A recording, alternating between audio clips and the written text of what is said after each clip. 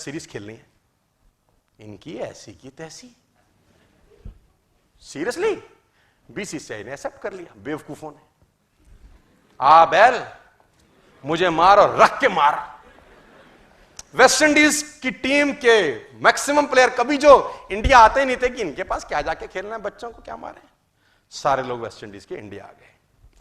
6 one day हुए जनाब पहले, वेस्ट इंडीज जीता 6-0।